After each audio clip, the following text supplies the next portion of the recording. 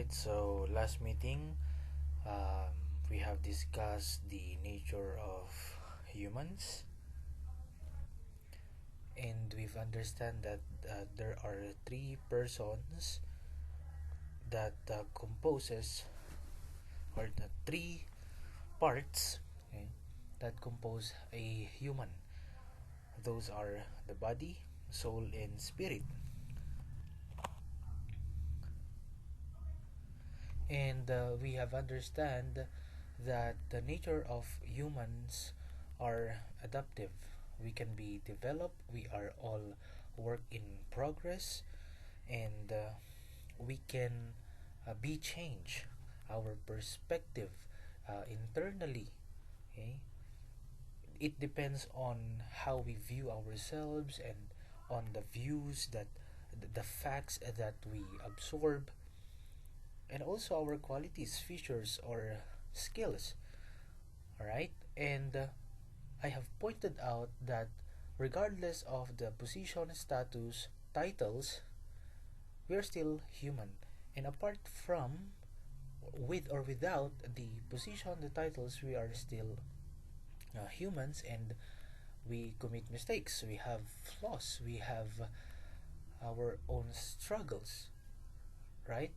And what's the relevance of studying this nature of human once we are already in the position, or we got the title, or in our current status right now, and we can live or act, change our conduct, okay, our perspective, our point of view of ourselves through the ethics. And ethics, okay, specifically have has many branches.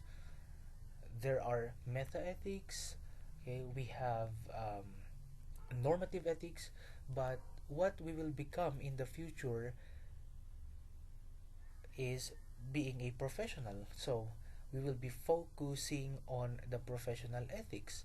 So as a future professionals, how should we act? How should we live? How should we understand people, our workmates, our colleagues? Okay, and that is where we are heading. So that's the point of studying this, and of course to be aware and to have knowledge on different types of ethics. So we have discussed morality, and I have emphasized that humans, okay, face moral dilemma every day. We face moral dilemma every day, even in your current, okay, status in life. Okay, it's a dilemma. Ano bang unahin ko? Yeah, yung empty loss ba, o yung hist, o yung IS? Siyempre, mas priority ko yung IS, major yan. Hayaan mo na yung medtech loss. Oh, di ba? It's like the idea of being in a tug of war. You know, you are in the middle, and then there's um, tug of war on your left and right. Okay, so we have learned also the terminologies: fear, violence, justice, stewardship, tort, and the malpractice. Okay, so malpractice is a form of professional negligence in which a healthcare provider fails to meet the accepted standards of care, resulting in harm, injury, or death to a patient. To open your minds, as what I've said, professionals may fail or can fail, okay? And the condition or the term is malpractice. For example, in hospital, di ba? If you want to become a doctor, dapat you are willing and ready to accept, okay, na may mga buhay kang hindi maililigtas. I mean, napaka weird, no? Kung sabihin, kasi you should be the one, no, to save, okay, the life. You are the instrument to save the life of an individual, but sometimes we or you cannot, you are unable. Anyway, I don't have knowledge, no, kasi syempre medtech tayo, but in the near future, okay, pero ito naman yung malpractice, yung talagang na-feel ka talaga sa sa standard, no, ng iyong trabaho.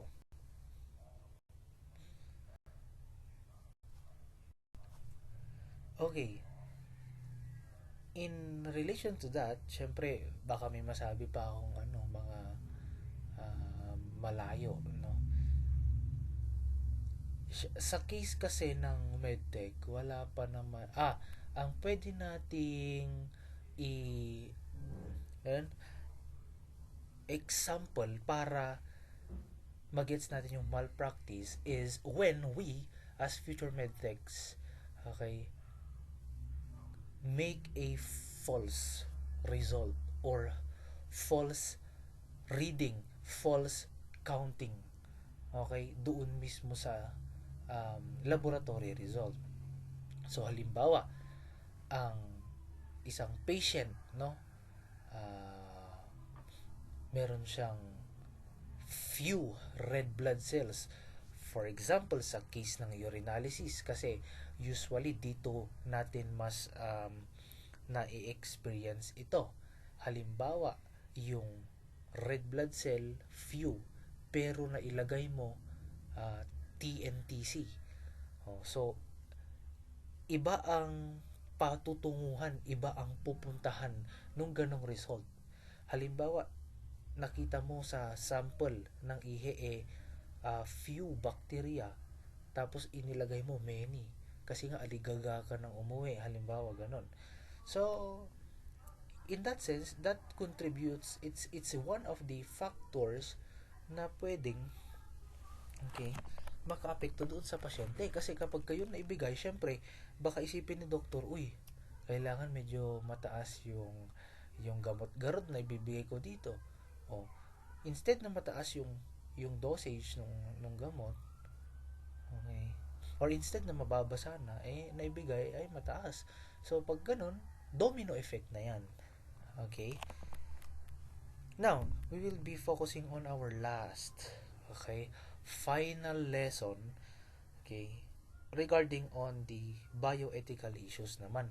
In relation to that, kasi syempre meron tayong mga bioethical issues. I know some of you encountered this. You're familiar with uh, the abortion, you're familiar with the mutilation, but I will be making it simple na lang po, no, since if you want to dig deeper on these lessons in the near future, just take up law. Naku ha? Just take up law and then explore those cases in the law. But I will just give you information and facts about the common bioethical issues, and of course my POV on the following. Syempre, when I say POV, it's how I view it, and that's what I'm going to teach. But since you have capability to or if your curiosity awakened, then you can naman search, okay, and correlate kung ano na, kung tugma ba yung mga point of view ko, ganun. You may accept my point of view or not, but that is the purpose of education, and I support that type, no, of uh, style, kasi dito nagtutulungan tayo, no. Hindi lang puro ako, kayo din may share kayo sa akin that would awaken also my curiosity, and then it's my job to research as well and verify, confirm. But anyway, okay, let's proceed to our topic, bioethical issues. Okay. I This is one of my favorite example, but I shared this na meron kasing mga POV na pros and cons, no? Should we allow DIY urinalysis to take place in society and becomes part of the daily living? Okay, you can check it on my yellow basket. I'm not promoting here, but for those who know my TikTok, then paki-share na lang po, no? But I will not mention, no? Kasi saka na lang yan after this sem. But for academically speaking, this issue, okay, I want you also to read on this issue, class, no? Kasi there are pros and cons. The cons, of course, it invalidates the book of Strassenger that states there are three methods of urinalysis: the physical, chemical, and microscopic. I will try to illustrate digitally the following and expound more on UA, okay, on my next video to be uploaded, no? However, the pros nga that I have mentioned before is that those who are taking masteral program in medtech, they are um, evaluating, okay, the journey of medtech in our country 40 to 50 years from now. Where are we heading? Is it, or are there a chance that, or is there a chance that medtech, okay, will exist 40 to 50 years from now, or it becomes automated, or kung DIY yan, talagang it involves the community, the society, it should involve more practitioners na magka house to house, o kaya naman dapat yan ay, kung ganyan ang nakikita ko, dapat i-implement yan, mag-start sa barangay, tapos pamilya sa pamilya. Ganun kasi yan eh. If they want DIY. Because yes, ang gusto kasi niyan mapabilis. Okay? So, to put into context, sabi lang naman kasi nung nurse na nag-upload ng DIY UA, kung ayaw mong pumila sa lab, kung ayaw mong gumastos, mag-DIY ka na lang.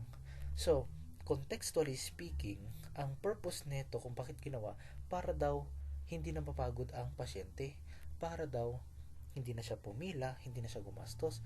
Okay, so good yung naisip niya para sa pasyente, na iniisip niya yung kapakanan ng pasyente. Pero contextually speaking, etong ganitong ginagawa niya is inaccurate. So, makikita nyo, meron ng good na nadudulot, pero may bad pa din na nadudulot. Bad doon sa health status ng tao. Nakuha natin? Okay? Bad doon sa health status ng tao kasi sa ang practice natin, okay, anyway, you will learn UA soon. Okay? Ang lagi nating, kaya nga enjoy ito eh, interesting itong UA kasi comprehend ko, relate ka. Na-enjoy ko kaya to nung nag-work ako doon sa may sa RHU. Kasi para kang doktor talaga, no? Kung mag-isip at yung asta mo. Kasi pag nakita mo, oy, makapal masyado yung kanyang or nag-change in color yung kanyang chemistry, pagkatapos nangyari doon eh, ay matik, meron na tong protein. Di ba? Yung mga ganong tipo ba? Pagka nakita mo nag-change ang color ng protein, tapos yung SPG niya sobrang bigat, matik, maraming cells, maraming bacteria, maraming or may possibility ng mucus threads, di ba? Yun. Tapos kapag may makita ka naman na syempre pag babae yung pasyente mo, tapos sobrang red yung kanyang ihe, mapipredict mo na TNTC ka agad yung kanyang microscopic method. And then itatabulate mo lang lahat kung ano yung mga resulta mo, physical, chemical, tsaka microscopic, and then pirma ka, ibigay mo na sa doktor. That's how it works. It requires comprehension and skills. Tapos dapat memorize mo yung itsura ng mga different types of sediments, elements na makikita mo doon sa wiwi. Okay? Halimbawa, yung calcium oxalate. Ang calcium oxalate, dalawang uri yan. Meron tayong wewelite at saka yung wedelite. Oh, yung mga ganyan. Kasi ang pwede mo makita sa ihe, pwedeng crystals, okay, pwedeng casts. Yung cast, maraming uri yan. May RBC cast, WBC cast, merong mga tyrosine, merong mga bilirubin. The presence of those casts, okay, can be associated with medications and drugs. Okay? That's why hindi po pwede na chemistry lang. Oo, may parameters ang chemistry. Starting from the pH, protein, glucose, SPG, tapos meron tayong leukocyte, tama? Tapos, ang dinidip mo yung ihi doon, weight, doon sa pagbabago ng kanyang kulay. Pag nagbago ang kulay, ikumpara mo lang, di ba? For those who have biochem, nagigets nyo naman kung paano gamit ang pH meter. Para ganun din yung wiwi. Tapos inote mo lang kung saan siya, kung ano yung kanyang kaparehong kulay. Oh. Because usually kasi, ang mga na-encounter lang naman, depende kasi to by province and by hospital or the type of laboratory. Usually kasi ang mga na-encounter natin na pH yan, 1.035 to 1.050. Ganon. So kapag ka masyadong matingkad, okay, 1.045, ganon. Basta training yon. Tapos pag naging professional kayo, magigets nyo yun. Okay? Now, yung physical, madali lang naman yan. Explain ko na lang mamaya sa video na gagawin ko. Pero actually, bakit siya naging bioethical issue? Siyempre, it contributes, okay, kahit sabihin na natin na minor lang siya, ay kalusugan pa rin ng tao ang nakasalalay. Okay, so, palagay nyo, can we answer this question on a 1/2 sheet of paper? Okay, based on based on your not just only what you hear, what you have heard, but also on research, and then isubmit nyo na lang on Wednesday. 1/2 sheet lang, kahit short lang na essay. Pwede nyo namang i-disagree yung mga sinabi ko, pwede kang mag-agree or whatsoever. Okay? I want your perspective regarding this matter. Anyway, sabi nga ng PAMIT, okay, ito yung letter by the way ng PAMIT, no? Tapos yan, sa TikTok kasi siya nabili. Anyway, hindi po ako magbebenta ng ganyan. Ano lang tayo? Entertainment, positivity, love, joy, hope lang tayo. Okay, so let's dig to the second bioethical issue, syempre abortion. Okay. Abort, alisin. Okay. It is defined as the termination of pregnancy at any time within the 9-month period prior to childbirth. It is a legal medical procedure which can be performed if the patient meets certain qualifications. It is defined also a moral, sensitive issue of humanity. Okay, for 15 points, should we legalize abortion in the Philippines? Okay, as a group, kindly express this through a slogan to be submitted also on Friday na lang. Di ba? Para hindi kayo mahirapan. Basta, sa Wednesday, yung point of view ninyo, yung essay nyo about sa DIY urinalysis, ito sa Friday, December 5. Or, kung wala kayong pass, ay dahil nga mag-online tayo nun, pwede nyo isubmit ng Thursday sa akin. Nakuha?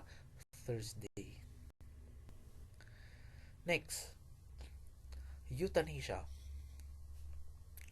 So, one of the group demonstrated on this, and I believe you can still recall on their point of view. Ito yung inak nila. So, euthanasia was legalized in some countries through the Death Dignity Act, which is the act of assisting or abetting a person afflicted with an incurable disease to commit suicide has been the topic of debates in many countries across the globe. Okay. So, on Friday, again, should we legalize euthanasia in the Philippines? As a group, express this through a slogan. So, on Friday, dalawa. Abortion and euthanasia. In your manual that I have provided, meron po doon yung iba't ibang, um, I know, sa ano pala yon, pagka natakal na natin yung contraceptives. Okay, later on, i-discuss natin yung mga yan. But I just simplified na lang para mas may time din kayo makapag-review, no, on these matters. Kaya medyo short lang yung discussion ko on abortion and euthanasia. Now, let us continue on the female genital mutilation. So this is a procedure that may vary from the simple cutting of the clitoris to the removal of the female genitalia, and finally by stitching the opening of vagina almost closed. So I have provided here the reasons which are also derived from your module. Anyway, you can read abortion, euthanasia, and FGM details, on your module, because I got this from your module. So, ang reason ng FGM kasi social pressure. Bunga ng social pressure para makapag-conform sa traditional practice. Second, this is considered as part of young girls' passage to adulthood. So, may POV ang ibang community, ang ibang nationality or race, no, na kaya natin yan gagawin. Siyempre, habang nagdadalaga ang isang tao, siguro para hindi magkaanak. Okay, third, your FGM is believed to restrict, no, premarital sexual acts by reducing the sexual urges that comes as an aftermath of the operation.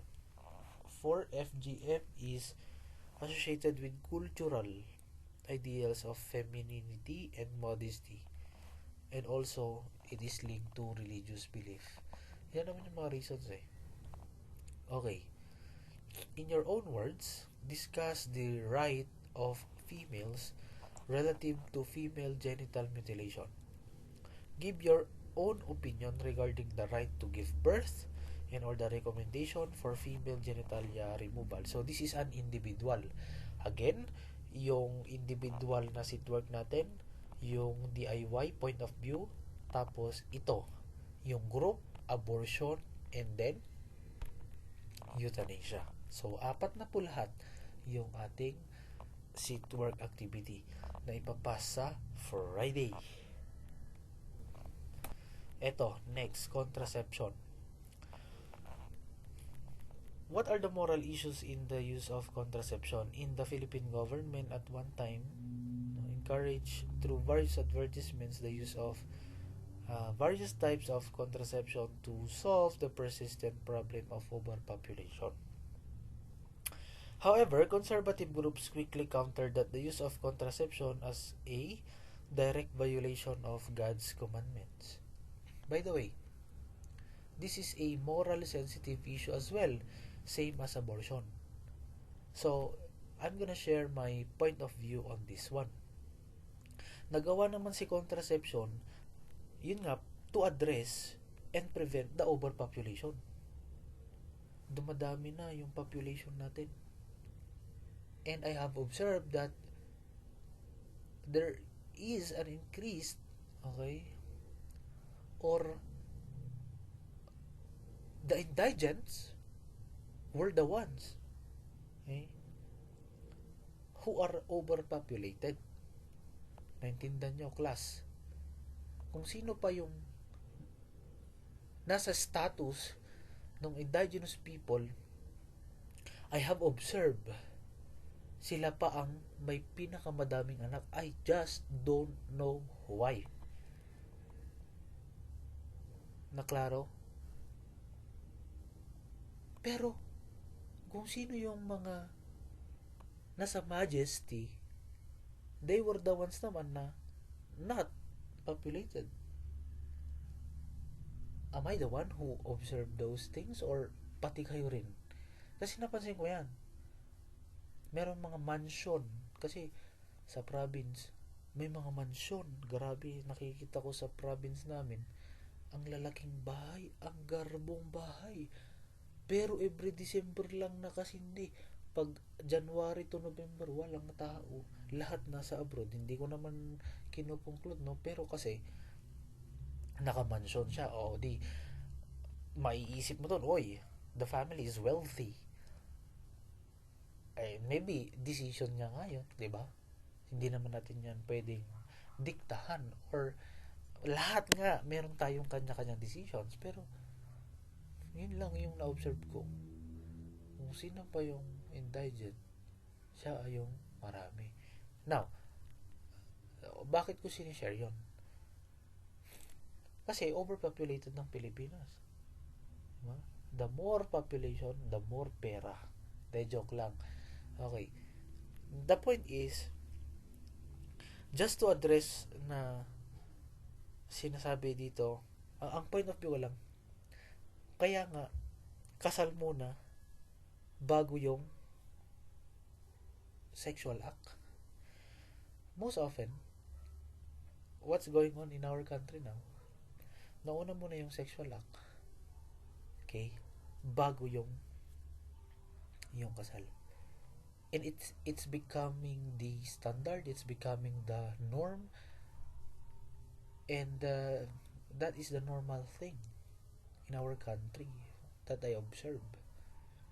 Na daw meron naman yung mga ano yan, syempre hindi ko yan i-detalye, hindi ko yan palalalimin kasi lahat tayo dito ay walang sapat na kaalaman. Pero ako sinasabi ko lang, may mga ganon na nauna muna kasi yung act tapos saka magpapakasal. Okay? Kasi syempre, yun talaga ang demand eh.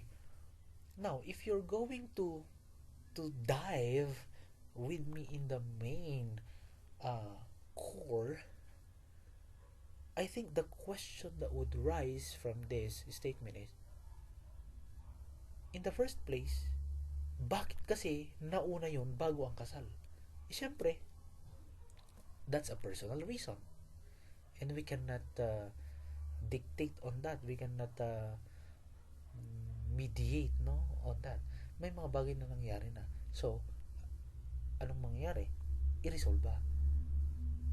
In short, my point is, as a human nature, babalik tayo dun sa human nature, no? Babalik tayo sa natural na pagkatao. Kaya nga nabanggit ko yung body, yung spirit, yung soul.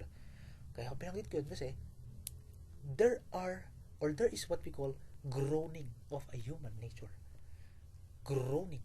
Ibig sabihin ng groaning talagang likas. That's natural. It's hormonal fluctuations that are rising. There's a phenomenon inside male and female biological body, flesh, okay, that creates ignition, that ignites two bodies. It's like fire, spark, ganon. Kaya boom, nagkakaroon ng bunga. Pero dahil likas sa tao, in Ilocano, para magets natin, jigatul nga kunada, gumagamit ng contraception. I have provided there the types of contraception in your manual, di ba? Condom ang pinaka-common. Meron din yung IUD. Kasi, nagkaroon na rin tayo ng mga medical guidance, medical assistance, okay, mga guidelines na mo talagang matupulanti bagbagim agitoy nga medical device ti usaron mo. Pero gusto ko address para lang ma-point out sa inyo na kaya siya tinawag na violation of God's commandment. Ito for some lang. I mean,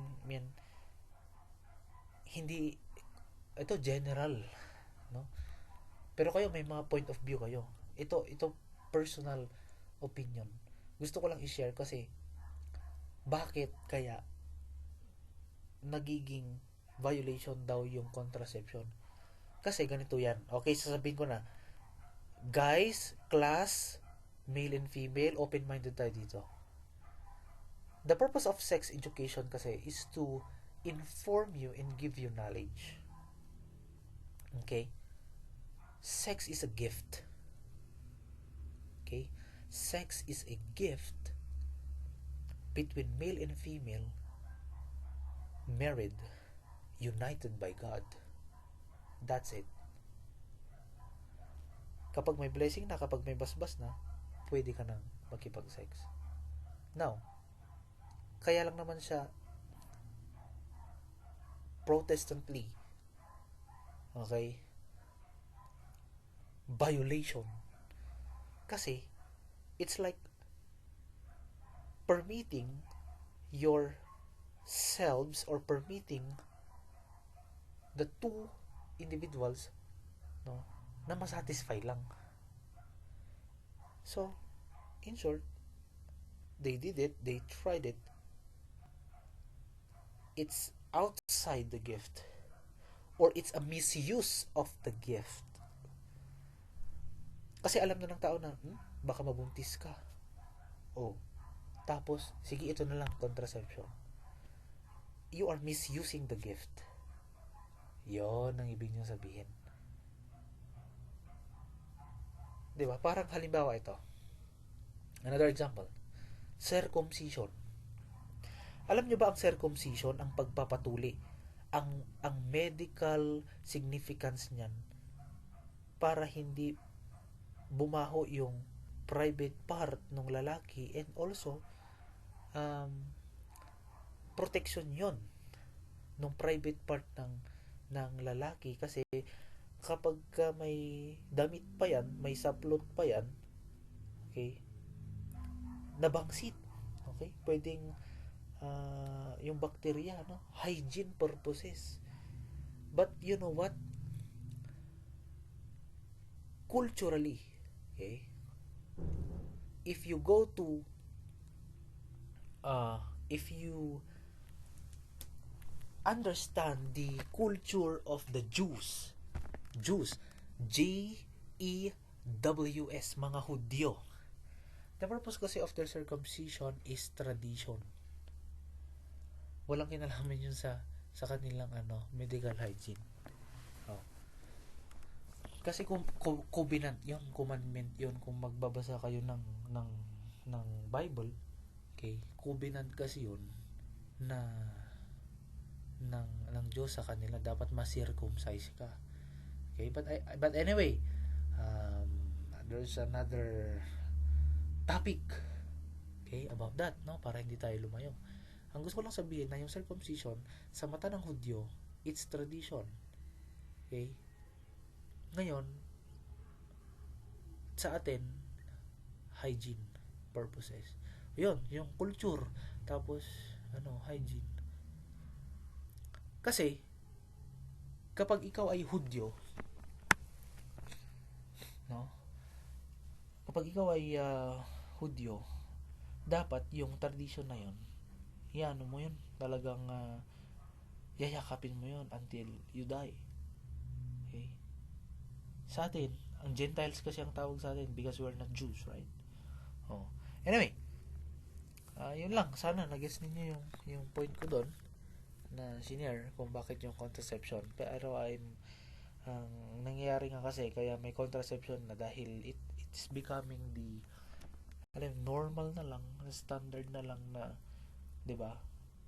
If we assess the main core of the human nature, actually I always address this kasi gusto ko maunawaan ninyo na bakit nagiging yung yung young people, bakit naka-experience na ng ganon, bakit nagawa na nila yon, 'di ba? At bakit yung contraceptive at bakit yung contraception, okay, ay binibili nila kasi nga yun na yun. Okay?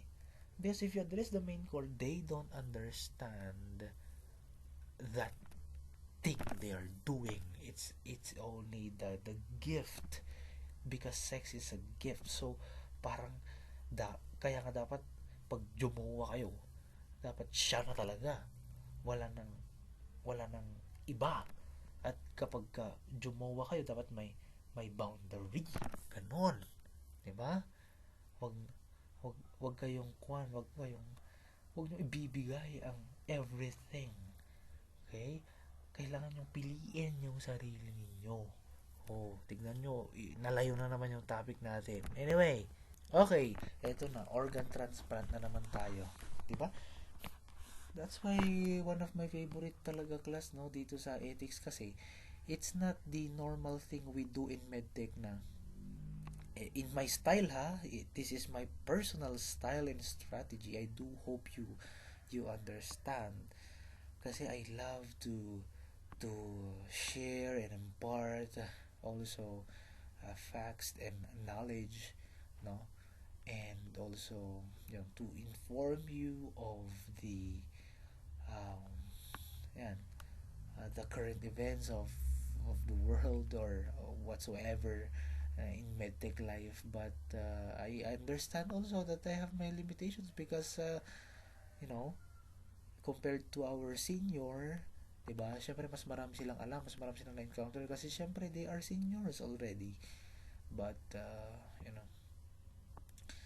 ako rin naman natututo sa inyo, tapos ako rin ay yun, matututo rin kayo sa akin. Ganun lang ang buhay, no? Kasi ang ginagawa natin sa medtech, aralin natin yung halimbawa sa CC, sa HIMA, o yun lang, memorize, comprehend. Dito sa ethics, we can touch, okay, we can go beyond, okay, and application. Now, organ transplant, pwede bang mag-transplant ng organ? Yes, pwede. Okay. It is considered for a major operation which involves the removal of a non-functioning organ to be replaced with a functioning one. But there's a case in the Philippines, kahit okay yung kanyang organ, functional, pwedeng ibenta, pwedeng ipatanggal para lang kumita ng pera. Don't you know that one kidney cost 300,000 pesos? O, manood kayo ng KMGS. Sinishare ko na naman si KMGS kasi may mga taong gumagawa po niyan. Mga kapos sa buhay. Nakuha po ninyo? Yung mga kapos sa buhay, ganyan ang ginagawa nila. Ibibenta nila yung kidney nila 300,000. O, pag dalawang kidney, magkano na yun? 600,000. O, saan ka pa?